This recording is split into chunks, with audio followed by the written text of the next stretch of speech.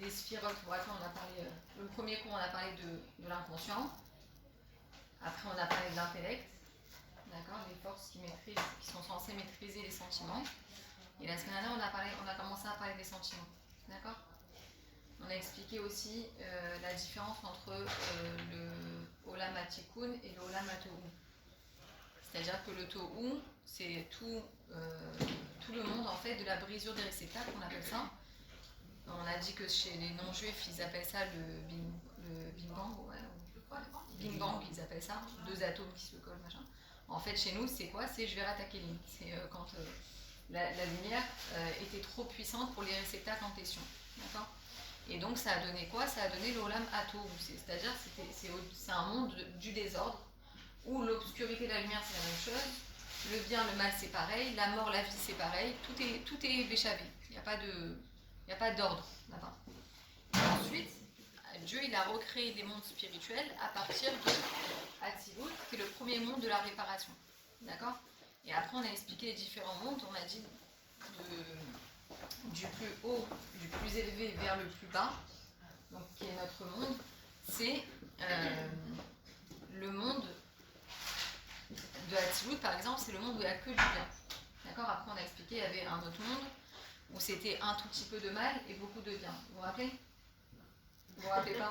J'étais seule la semaine dernière. Si, on se rappelle. Si, on se rappelle. Ça va? Ok. Après, on a parlé du monde à Yetzira, qui s'appelle Yetzira. Donc, on a dit c'est moitié-moitié. Moitié bien, moitié mal. Et notre monde à nous, où il y a le rov, la majorité de ce qu'on voit, c'est le mal. Et Miuto Tov, c'est-à-dire on voit pas beaucoup de bien. D'accord. En tout cas, à nos yeux, à notre perception à nous, on voit qu'il n'y a pas beaucoup de lumière. D'accord. Sinon, on verrait Dieu tous les jours, comme il a dit au chanteur, on lui servirait le café, on discuterait avec lui. Mais ça va venir, voilà, puisqu'il faut savoir qu'on est la dernière génération, et qu'on est la génération qui allons recevoir la Géoula Bezrat Hashem. Et la Géoula, c'est quoi? C'est un Dieu dévoilé. C'est-à-dire que Dieu, il arrête de se cacher. Le jeu de l'exil est enfin terminé, du bien, du mal, du Yetzirara, du Yetziratov, de l'attirance vers la faute, etc. Tout ça, ça va être terminé. Et finalement, on pourra enfin avoir le dévoilement de Dieu concret dans notre vie, quoi. Lui parler, lui poser toutes les questions qu'on veut. Pourquoi t'as fait ci et pourquoi t'as pas fait ça, et c'était quoi le secret de ci et de ça, d'accord? Donc tout, Dieu sera dévoilé dans le monde. Préparez vos questions. Alors voilà. Est-ce qu'on ne dit pas aussi que tout sera dévoilé pour nous aussi? Du coup, on comprendra tout. On verra toutes nos vies. On n'aura même pas besoin de poser des questions, ouais. Parce que tout va être... A priori, on n'aura même pas besoin de poser des questions. Tout sera une évidence, en fait. Il n'y a plus de questions. C'est comme si que dans ce monde-là, en fait, une âme dans un corps, elle a beaucoup de questions, beaucoup de doutes, beaucoup de remous, on va dire.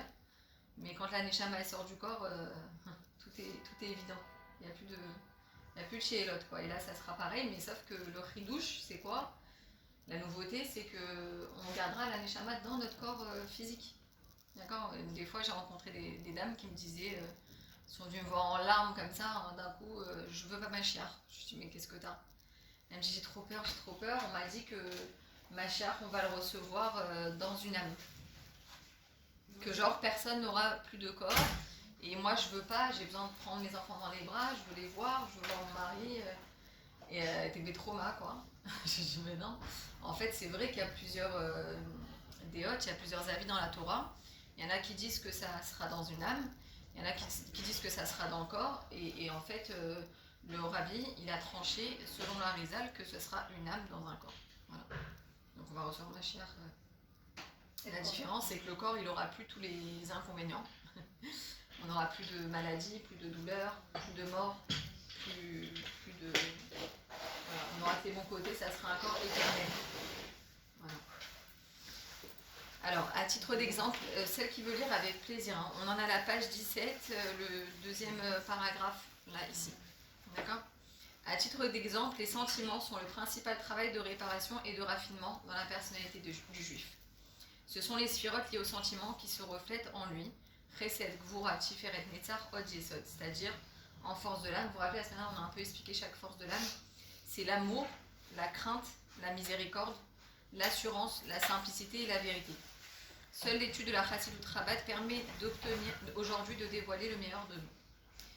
Donc en fait, on voit que les émotions, c'est ça qui a besoin de réparation. D'accord? On va en parler un peu plus tard. Comment est-ce qu'aujourd'hui, nous, avec notre petite âme, parce qu'on est vraiment les dernières âmes, on est petits dans le niveau spirituel, d'accord? On n'a pas les grandes âmes des tzadikim, on n'a pas les grandes âmes que les juifs ils avaient avant. Comment nous, on peut arriver aujourd'hui à réparer nos sentiments concrètement? Sachant que, comme on a dit la semaine dernière, qu'on est tout le temps...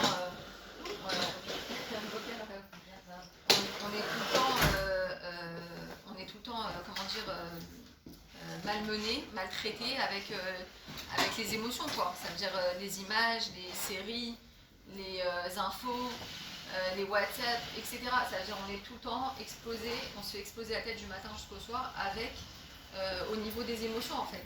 On passe d'une bonne nouvelle à une mauvaise nouvelle.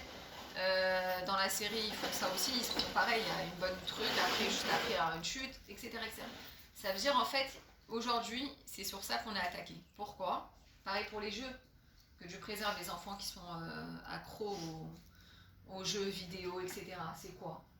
Mais c'est les émotions, c'est là-bas que le Yetzer, il a été cherché. Pourquoi? Parce que c'est notre travail dans notre génération maintenant.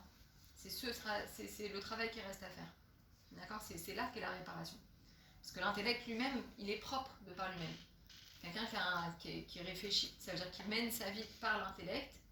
Normalement, sa vie, elle est messoudérette. Sa vie, elle est censée être réglée, entre guillemets. Il faut être détaché de tous ces jeux, de tous ces émotions qui servent à rien, en fait, qui sont une perte de temps. En fait, vous vous rappelez, la semaine dernière, on a dit, c'est quoi les émotions? C'est lié, on le verra plus tard. Tout ce qui est émotion, c'est lié à l'inconscient. D'accord? L'inconscient, vous vous rappelez, c'est la folie, c'est le roi Shtut, on a dit. Le Shtut de Gdusha, un vent de folie de Gdusha, c'est la vitalité, c'est la jeunesse, c'est l'envie de vivre en fait. Ouais, c'est le désir, le plaisir, etc. Et bien tout cet inconscient-là, dans notre vie de tous les jours, c'est lié à nos sentiments. D'accord? Donc où mes sentiments ils sont placés dans un mauvais côté, c'est-à-dire que je me fais mener le bout du nez, par le bout du nez concrètement, quoi, par tout ce qui est à la mode, par tout ce qui est sur le plateau, quoi. Ou c'est moi qui dirige mes émotions vraiment et par l'intellect, par le biais de l'intellect. D'accord? Ça veut dire quoi? Ça veut dire que quand on vit sa vie pleinement, ça veut dire avec joie, avec plaisir, etc., il n'y a pas tous ces attraits et ces émotions externes en fait, extérieures à nous, qui n'ont rien à faire dans notre vie en fait. Ça n'a rien à faire, c'est des clipotes. C'est juste les forces du mal qui veulent nous aspirer la vitalité en fait. D'accord? Et nous, on pense que c'est normal, c'est la vie de tous les jours, c'est ragil, quoi. Dis-moi, c'est quoi la prochaine série? C'est normal. Alors que non, c'est pas normal. Normalement, mes émotions, elles doivent être occupées par ma vraie vie. C'est quoi ma vraie vie? C'est l'amour que je partage dans mon foyer, que ce soit avec le mari, les enfants. C'est faire, je sais pas, des choses simples. Si on prend du plaisir à regarder les séries, par exemple, si ça nous procure du plaisir quand même, si c'est pas du plaisir. Oui, alors... Il y a la différence de... Je suis pas sectaire en disant faut pas du tout machin. Bécédaire, ça veut dire des fois on a besoin de se relaxer, de se détendre, de vider la tête et tout, et c'est un bon moyen quelque part de... Et puis on a le choix aujourd'hui, c'est l'avantage. Avant il y avait une chaîne ou deux, et les gens ils se bourraient le crâne de ce qu'il y avait, quoi. Et ma mâche, c'était la grosse manipulation. Aujourd'hui aussi la manipulation, elle existe, c'est certain, c'est sûr et certain. Malheureusement, ça passe par les infos, etc. Mais l'avantage, c'est qu'aujourd'hui, on a beaucoup de choix. On a le choix de choisir telle poubelle ou quelque chose d'un peu plus, moral, avec plus de tauren, une moralité, quelque chose de positif, tu vois. Donc ça, c'est l'avantage. Après, tout est dans la mesure. C'est ça la vie. La vie, c'est trouver son équilibre dans tout. Dans tout, ça sera valable. Là, c'est pareil. Si c'est dans l'excès, c'est les clipotes. Tu vois? Mais on n'a pas besoin de ça pour vivre, hein, concrètement. Tu veux une histoire, tu prends un livre, tu le dévores. Ça veut dire, même l'histoire des tzadikim, il y a tellement de waouh. Et je peux t'assurer que les émotions, elles sont là, et tu pleures, et t'es joyeux. Et en plus, c'est un partage avec les enfants. Dafka, le rabbi dit, quand ils sont petits, c'est là qu'il faut leur raconter des sipourés de tzadikim. C'est là qu'il faut leur raconter des histoires qui sont pas rationnelles. Pas rationnelles pour notre monde à nous. Pourquoi? Parce qu'un enfant... il vient des mondes divins, d'accord? Comme on disait la semaine dernière, des fois un enfant, On voit, il est né dans une famille pas du tout religieuse, mais Dafka, il demande les tzitzit, Dafka, il demande la kippa, Dafka, il demande les tchilat, etc. Il vient d'arriver tout fraîchement des mondes divins. Il sait c'est quoi la vérité. D'accord? Il sait que ce monde, c'est le monde du shaker. Donc en fait, c'est le moment entre 0 et 6 ans, c'est le moment où on doit lui donner le maximum de Sipuré de Tzadikim. Des histoires avec des miracles, avec tout ce qui dépasse en fait la nature. Voilà, les histoires de Tzadikim, le juif il vit. Bon, ça on en parlera un peu plus tard. Le juif c'est quoi? Il vit dans la nature, mais au-dessus de la nature. En vérité, le juif il se place au-dessus. D'accord? Gardez ça en tête, on n'est pas des humains juste humains, avec un corps et des besoins, etc. On est des humains divins. C'est ça notre mission sur le monde. Notre mission, c'est d'éclairer le monde, chacun à sa manière. Et si on oublie ça, on passe à côté d'une belle occasion d'être soi-même, quoi. D'accord? Alors, par contre, le tzaddik, le juste, donc vous vous rappelez, on a parlé un peu des notions Racha, Benoni, tzaddik. On a expliqué la semaine dernière que le tzaddik, qu'est-ce que c'est? C'est quelqu'un qui n'a jamais fauté, pas une seule fois dans sa vie, ne serait-ce que par la pensée. Même pas il a eu une petite irhour, comment on dit, une poussière de pensée négative ou de profiter de quelqu'un ou d'un intérêt quelconque, etc. C'est quelqu'un, il ne sait pas ce que c'est. Il n'a pas d'Yetzirah en fait. D'accord? Donc il n'a pas cette attirance-là vers des choses comme ça. Et pourtant, plus tu t'élèves et plus le Yitzhara, il n'y en a pas de violent. Oui, sauf pour le vrai tzaddik. Le tzaddik il n'a pas du tout. Il en a terminé avec le tzaddik, ça n'existe pas dans le monde. Il n'est pas dans le monde du matériel. Ah si, bien sûr. Alors attends, je vais te dire, le monde, il ne peut pas tenir 136 tzaddikim. Déjà. C'est les tzaddikim qu'il y a dans le monde matériel, ils ont fait des avérotes. Non, sinon c'est pas un tzaddik. Rien que de fait qu'on parle de eux, en bien ou en mal, c'est une avéra. Lui, il fait pas la vera si on parle de lui. Si, c'est tous les liens du Lachonara. C'est pas lui qui fait la vera. Si, quand tu fais du Lachonara, c'est celui qui parle, celui qui écoute, celui sur qui on a fait le Lachonara. Que ce soit du bien, que ce soit du mal. Donc quand tu parles d'un tzadikim, que ce soit bien, que ce soit pas bien, que tu le suis, que tu le suis pas, tu parles de lui, tu fais du Lachonara sur lui, il a fait un péché, c'est déjà ça. Mais non, mais c'est pas celui à qui, de qui si, c'est tout le monde. Alors on n'a pas les mêmes définitions. Alors moi je te dis les définitions qui sont rapportées par la Moazaken, c'est-à-dire le Balatania, et qui a réuni dans sa vie 70 Shulchan Aruch différents, à travers lesquels le juif il a passé tout l'exil. D'accord? Donc lui il va donner une définition claire et précise. C'est ça son tridouche à la Moazaken. C'est qu'il va nous définir concrètement qui est quoi. Et ça, c'est important. Pourquoi? Pour savoir où je me situe concrètement. D'accord? Il y a 3 sortes de personnes sur Terre, d'accord, que Dieu il a mis. C'est le tzaddik, d'accord? La définition d'un tzaddik, par définition, sinon on l'appellerait pas tzaddik, c'est qu'il n'a jamais fauté, ni dans la parole, ni dans la pensée, et encore moins dans l'action. Jamais. J'y crois pas du tout. C'est pas grave. Maggie alors, t'as le droit de pas y croire. Je peux croire qu'il y a des tzaddiks, mais qui sont pas sur Terre. Ils vivent sur des mondes, dans d'autres mondes. Dans des âmes, ok. Dans les âmes, sans ou les dans les autres mondes, ou même dans les handicapés, ou dans les bébés, mais pas en tant qu'humain. D'accord. Ok, tu peux penser comme ça, mais c'est pas l'avis du tzaddik, c'est pas l'avis de l'Admon Azaken. C'est-à-dire qu'il y a une définition claire et précise. Ce tzaddik, il est ni dans la faute, ni dans la pensée, ni dans la parole, ni dans l'action. Jamais. Après, il y a une autre sorte de tzaddik, c'est celui qui est devenu tzaddik. Par un effort constant. On dit que David Ameller, par exemple, il a assassiné, bon c'était un guerrier, hein, il a tué son Yetzirah, c'est-à-dire il en a terminé avec lui. Mais il a fait l'effort toute sa vie de lutter et de le combattre, d'accord? Okay. Par exemple, le Rambam. Le Rambam, c'est un tzaddik qui est devenu tzaddik. Il était Benoni, et il est devenu, par un effort constant et permanent, il est devenu tzaddik. Tous les rébellions de Chabad, par exemple, Baba Saleh, le Harizal, Rabbi Shimon Bar Yochai, Rabbi Shimon Bar Yochai, il y a énormément, tous les tzadikim qu'on connaît dans la Torah, ça veut dire, si tu veux, pourquoi ils sont là, c'est quoi leur job, c'est pas le nôtre. D'accord? Leur travail à eux, c'est de guider le peuple juif à travers l'exil. D'accord? Donc parmi ces tzadikim, il y a d'une part 36 tzadikim qui sont dans le monde, une âme dans un corps, qui ne se montreront jamais. Et grâce à eux, le monde y tient. D'accord. Ils se montreront jamais. Non, on les voit On pas. peut pas savoir c'est qui. Bah, par exemple, quand Ça peut c'était être un le rabbi, on pauvre, ça savait- peut être au cotel, t'es au cotel, tu descends, tu vois quelqu'un qui dit Mais quand il y avait le rabbi, on savait que le rabbi faisait partie des 36, par exemple. non, pas des 36, sinon il serait pas Lui, dévoilé. il a combattu les Mais le rabbi Menachem, Le rabbi, Menachem, c'est le chef de la génération, c'est Moshe Ador, c'est pas pareil. Le Moshe, il doit être Ah, tu Bagidouille. parles les 36 sadikim, Je c'est parle. pas un raf comme ça. Non, non, on le connaît pas. Ah, mais on Ah, les il est connaît né pas du sadique. tout. Il est né Ah, comme Ils ça. sont nés comme ça, et eux, ils sont là, Hachem, il les a mis ici pour maintenir le monde Mais Moi, exister. je suis C'est sûre sûr que que c'est les handicapés. Non, ça c'est Il autre n'y a pas que chose. 36 handicapés. Hein Il n'y a pas que 36 handicapés. Mais Non, mais il doit y avoir des muets. non, mais 36, ça veut dire quoi? Ça veut Ah, dire mais que même le le monde monde, par leurs actions, par parce que comme on les connaît pas, eux, ils purifient le monde par leur service de Dieu, tu veux dire?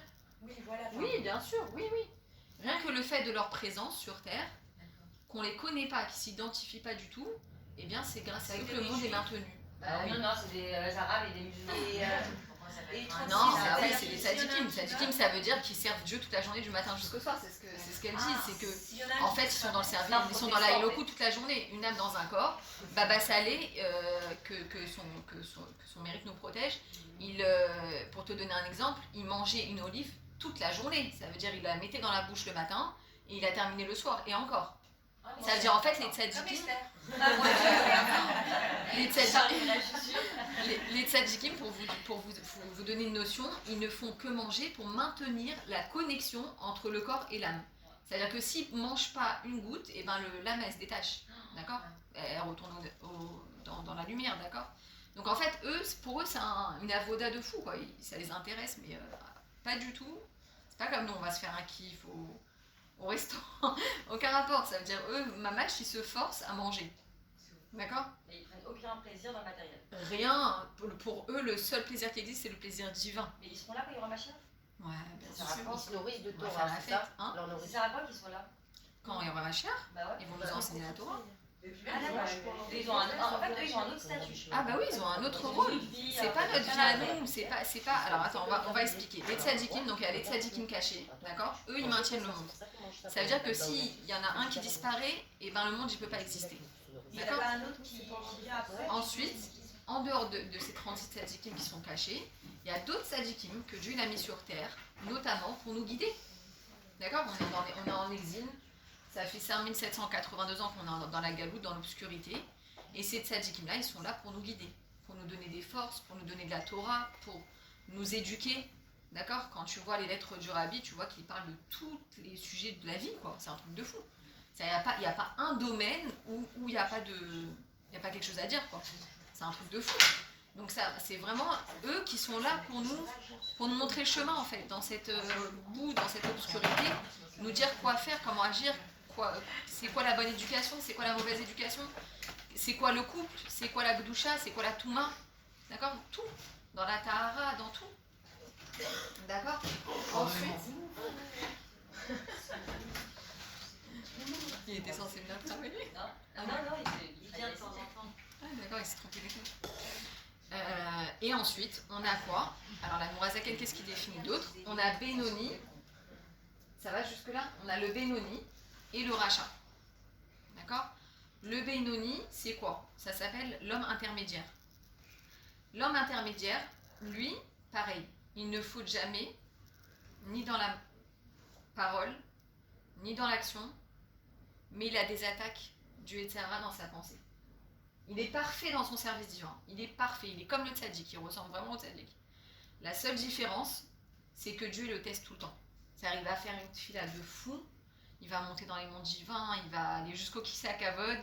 Il va voir la lumière. Il va être avec Dieu. Il va être en extase. Il va finir sa fila. Boum, il va penser aux femmes. Et pas pendant cette fille-là. Non, pas pendant sa fila. C'est-à-dire, vraiment, il ressemble en tout point au tzaddik. Par contre, lui, Dieu, il le laisse pas tranquille. Ça veut dire jusqu'à ce qu'il n'a pas terminé avec son Yetzer, il vient et il lance une mauvaise pensée. Et attention, son travail, et c'est le travail de toute notre génération évidemment, on doit être tous comme ça, c'est de rejeter cette mauvaise pensée. C'est une mauvaise pensée qui ne lui appartient pas finalement. Parce que lui, profondément, qu'est-ce qu'il veut? Qu'est-ce qu'on veut tous? C'est être avec Hachem. D'accord, tout le temps. Mais voilà, il a des attaques constantes Et son travail, donc notre travail aussi à nous, c'est de repousser avec les deux mains. De repousser sans réfléchir les mauvaises pensées. D'accord? J'ai une question. Et là, ouais. Est-ce que c'est grave quand on prie va tomber ses bras ou la Vida, tout ça, de ne pas prier forcément qu'avec Kavana? C'est-à-dire que tu essayes de chasser tes mauvaises pensées, mais elles reviennent. C'est-à-dire que tu ne penses plus à ça, mais tu penses quand même à ça pendant que tu pries. Ah ouais, je me dis C'est ça. aussi, Avec je tes veux dire, pensées. Plus tu penses à ça, les trucs, elles reviennent. Ah ouais, C'est grave. comme quand tu Alors, tu te demandes si ta prière elle est valable finalement. Ouais, grave. C'est horrible. Ouais. C'est Maïsra la plus. Alors, il y a- Ouais. Stop, mais ça revient encore plus Mais fort. tu sais quoi, il y avait une Ouais. histoire comme ça où il y a un chassid, il faisait sa prière et il avait des mauvaises pensées qui l'assaillaient et tout ça. Donc c'est bon signe d'un côté parce que ça veut dire que sa prière elle est bien. Et sinon les forces du mal elles viendraient pas nous attaquer, tu vois, si ça valait rien. D'accord. Et d'un coup on le voit, il jette son talit, il jette son siddour et il dit priez-vous. Ah ouais. Ça m'énerve. T'as compris? Mais en fait, en vrai, il faut pas lâcher l'affaire.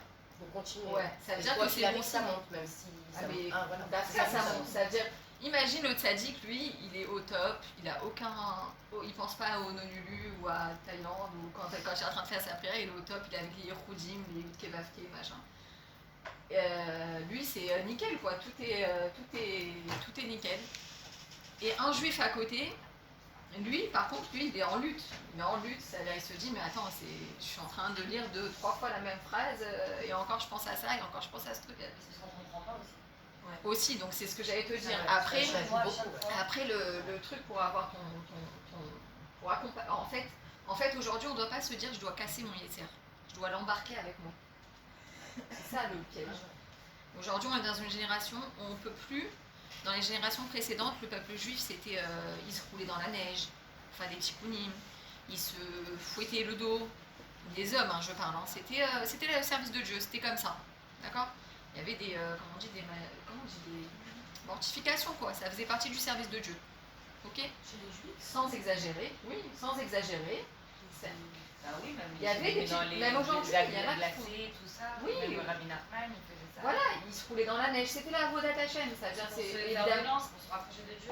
Voilà, pour en fait, non, en fait. tous les plaisirs d'altérer et- notre corps, donc je comprends pas. Oui, mais c'était une autre époque. On ne peut pas comprendre parce que c'est pas du tout la nôtre. Au contraire. C'est pas une critique ou quoi, mais ça me fait penser aux chrétiens. Oui, oui, oui, bien sûr. Oui, oui, oui, c'est ça. Bah, on était un peu cadeau, quoi. Mais c'est horrible à dire, mais c'est Non, comme ça. pourquoi? Mais dis-toi que c'était pas les gens qui faisaient Dis-toi, après, ce travail-là. Non, mais dis-toi que les gens qui servaient Dieu comme ça, c'était pas des gens comme nous. C'est-à-dire que c'était déjà des gens qui avaient une âme. Dis-nous que C'était plus on connecté avance dans les spirituellement. générations et plus notre neshama elle est petite au niveau spirituel, tu vois. Et là, c'était des âmes géantes. Donc en fait, pour eux, c'était normal de flageller leur corps parce que c'est comme ça qu'ils se rapprochaient de Dieu. Parce que avant le corps et l'âme, c'était deux choses en dichotomie totale. Ça veut dire, il y a mon âme, elle est kadosh, et il y a mon corps, c'est la poubelle. D'accord? Aujourd'hui, la révolution de la chassidoute, c'est quoi? C'est que le corps, il est plus élevé que l'âme. Attention à ce que tu fais. Ah ouais, bah c'est pour ça que je dirais Rabbi Nachman. Mais oui.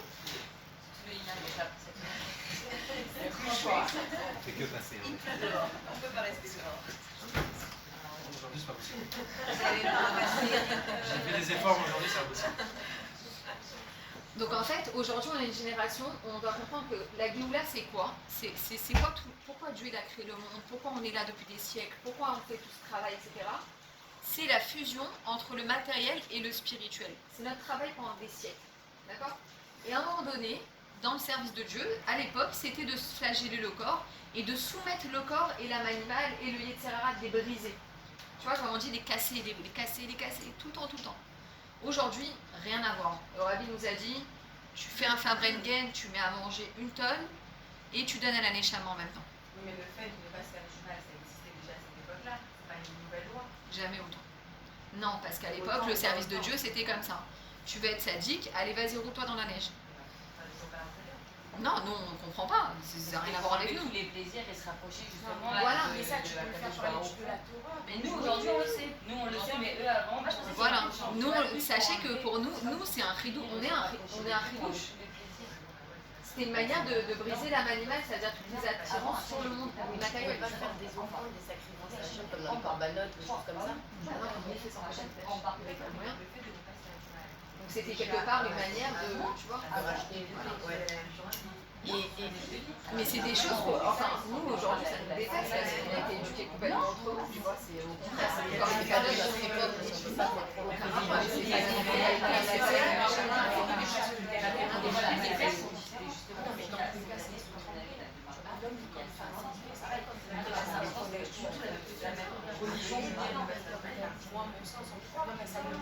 oui, oui, c'est normal, je te comprends. Mais tu vois, c'est pas les mêmes âges.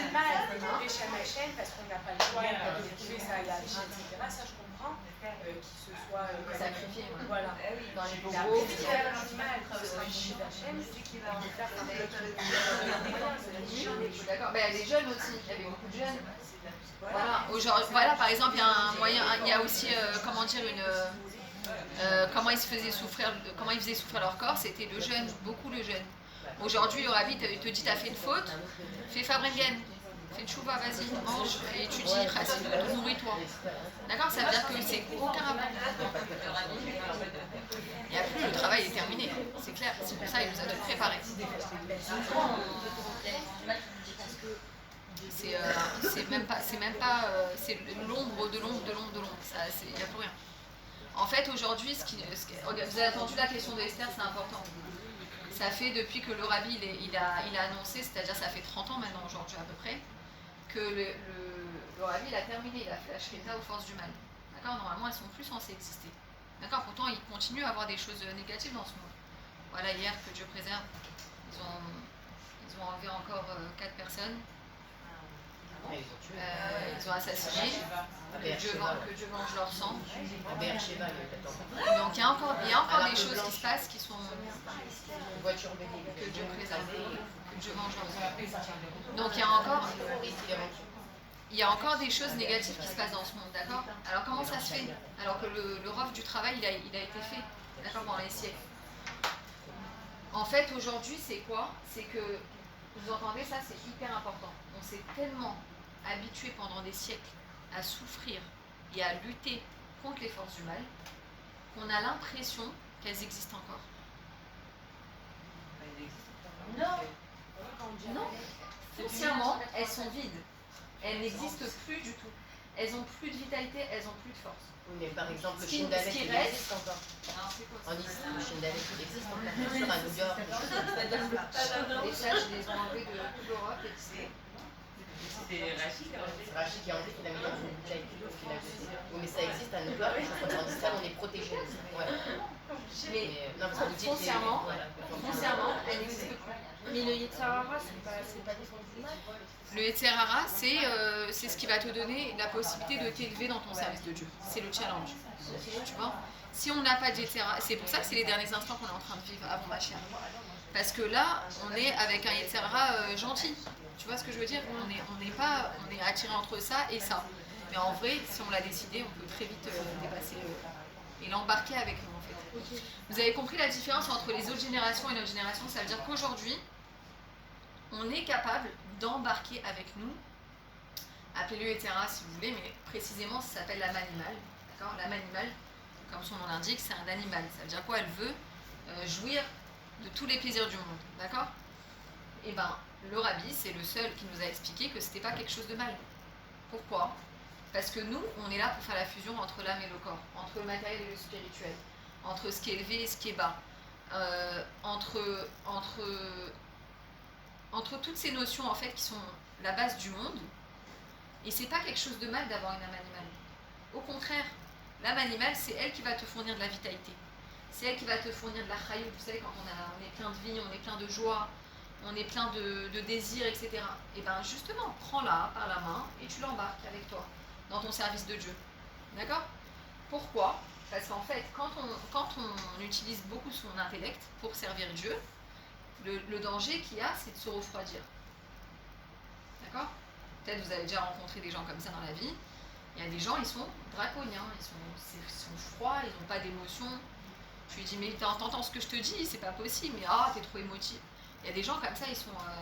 ils sont des frigidaires, quoi. Ça veut dire ils ont pas de dévoilement de sentiments. D'accord? Après, les gens comme ça, c'est ceux qui sont le plus... pas gentils, mais genre à l'intérieur, genre ils sont vraiment vrais, je trouve. c'est possible, tout est possible. Mais on va dire que le but de notre vie, c'est aussi d'être humain, profondément humain.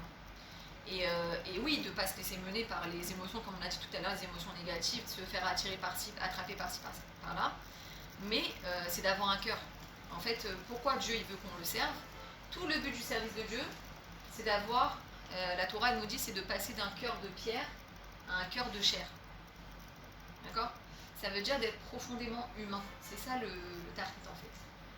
Le but, c'est d'arriver à être quelqu'un de sensible tout simplement à la souffrance de l'autre, ou au bonheur de l'autre, de ses enfants, de son mari, etc. D'accord, de la copine qui a besoin d'aide, etc. C'est vraiment d'avoir un cœur de chair, voilà, un cœur humain. Donc, rappelez-vous, aujourd'hui, on en a terminé avec les forces du mal. Elles n'existent plus, le travail est terminé, d'accord, ça fait 30 ans que le Rabbi nous le dit. Et en fait, pourquoi on a encore des choses négatives, que ce soit dans notre vie ou on a des petits sursauts comme ça, c'est parce on s'est tellement habitué pendant tout l'exil d'avoir une lutte permanente avec les forces opposées au bien, qu'on a l'impression qu'elles existent encore. Ça veut dire, en fait, on a comme, vous savez, des fois, on a un objet devant nous, dès qu'on l'enlève, on voit encore la forme. Vous voyez Quand on cherche quelque chose, on le voit partout. Voilà, par exemple. Et bien là, c'est pareil, en fait, on a l'impression que la chose, elle existe encore, en fait, elle est vide. Elle n'a plus aucune force de par elle-même. Elle est sans... Il n'y a plus rien dedans. D'accord? Et ensuite, alors voilà, pour parler des définitions, on a le Benoni, d'accord? Donc le Benoni, ça veut dire quoi? C'est l'homme intermédiaire. C'est quoi l'homme intermédiaire? Donc on a dit, il a le même comportement du tzaddik, il a un service divin extraordinaire. Par contre, Hachem, il lui envoie des roquettes. Ça veut dire, en fait, son travail à lui, ça va être de les repousser avec les deux mains. Et de cette manière-là, il reste un Benoni. D'accord? Si jamais il ne repousse pas ses mauvaises pensées, il devient un rachat. Exactement. Rachat Vetovlo, mais un rachat quand même. D'accord? Parce que la faute, elle a touché. Donc lui, il est tout le temps, c'est quelqu'un qui s'arrête jamais de travailler sur lui, c'est quelqu'un qui est en lutte permanente, qui est tout le temps sur ses gardes en fait. D'accord? Et enfin, le rachat, c'est quoi? Il y a deux sortes de rachats. Donc il y a le rachat Vetovlo, rachat Veralo. Rachat Veralo, on espère, Bezrat Hashem, que ça n'existe plus. C'est quelqu'un qui est, apicoros, qui est révolté contre Dieu, qui fait toutes les avérotes, c'est-à-dire toutes les misotes qu'il a écrit ne fait pas, il va les faire. D'accord? Donc ça n'existe plus avec les deux dieux. Et on a Racha Vetovlo, c'est quoi? C'est quelqu'un de simple, voilà, il veut faire le bien, mais des fois il fait des fautes, mince, mais il veut être proche de Dieu quand même. D'accord? Okay. Hein? C'est nous, ouais, c'est nous. Mais nous, on doit se dire, enfin, c'est nous, tu as raison selon la définition du Tanya, mais le Rabbi, il est venu, il a rajouté après le Tanya, il nous a dit, nous, on est tous des tzadikim. Notre âme juive, La Mecha Kulam tzadikim. Non, notre âme juive, elle est tzad. Excuse-moi, on est des tzadikim. On est. Hein? Pas notre âme matérielle, c'est notre âme